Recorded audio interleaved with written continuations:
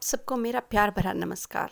इस नई सीरीज में मैं आप सबके सामने भारत की उन महान विभूतियों का जिक्र करूंगी जिनका इतिहास में अपना ही एक अद्भुत स्थान है। और इन महान महिला विभूतियों में सबसे पहला नाम मैं लेना चाहूँगी मैत्री का।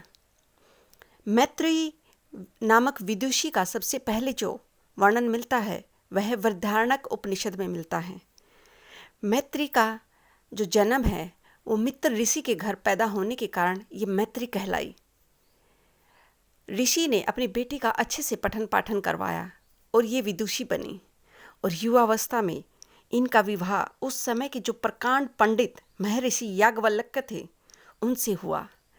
याज्ञवल्क्य की ये सेकंड पत्नी हुई। पहली पत्नी थी कात्यायनी।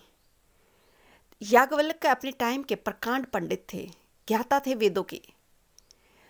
जब याज्ञवल्क्य ने वानप्रस्थ के बारे में सोचा कि अब उन्हें अपने सांसारिक जीवन से त्याग लेना है, तो उन्होंने डिसाइड किया कि वो अपनी संपत्ति को अपनी दोनों पत्नियों में बराबर बांट देंगे, क्योंकि उन्हें पता था कि उनकी पत्नियों में झगड़ा होगा।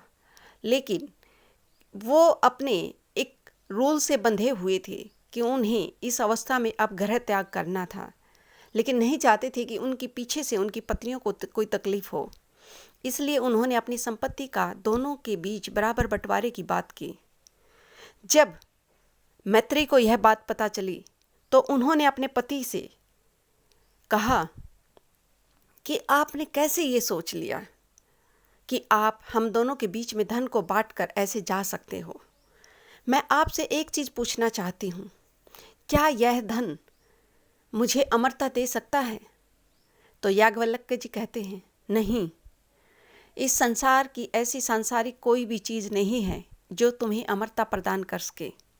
वहीं दूसरी तरफ कात्यायनी चुपचाप इस बात को सुन रही थी और वह संपत्ति के बंटवारे के विषय में बिल्कुल मौन थी। लेकिन जब याज्ञवल्क्य ने अपनी इस विदुषी पत्नी की बातों को अच्छे से सुना तो वो इसके सामने नतमस्तक हो गए।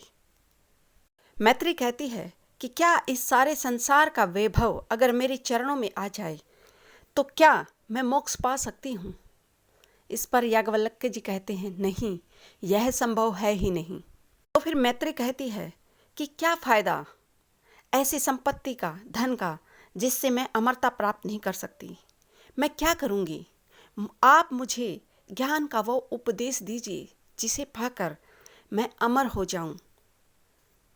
जब महर्षि याज्ञवल्क्य ने अपनी पत्नी की इतनी जिज्ञासापूर्ण वाणी को सुना तो वो गदगद हो गए और उन्होंने मैत्री को जो उपदेश दिया, जो ज्ञान दिया, वह था कि इस संसार में आत्मा ही सबसे बड़ी है।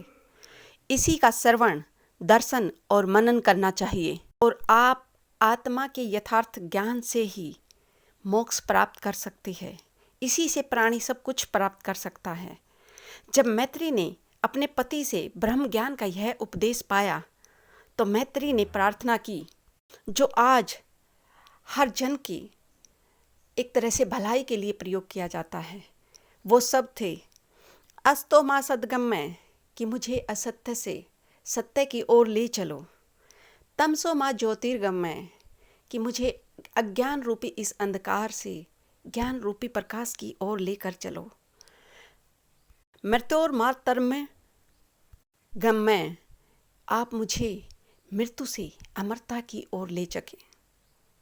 यही वो चीज़ थी जिसे मैत्री पाना चाहती थी। उनके लिए ये सांसारिक चीज़ें, वस्तुएं कोई मायने नहीं रखती थी और अंत में वो अपने पति को इस चीज़ के लिए मनाने पर सफल होती हैं कि वो वानप्रस्थ के दौरान अपनी पत्नी को ज्ञान दे और मैत्री ने वह ब्रह्म ज्ञान प्राप्त किया। आई होप मैत्री की ये अद्भुत ज्ञान भरी कहानी आपको ज़रूर पसंद आई होगी।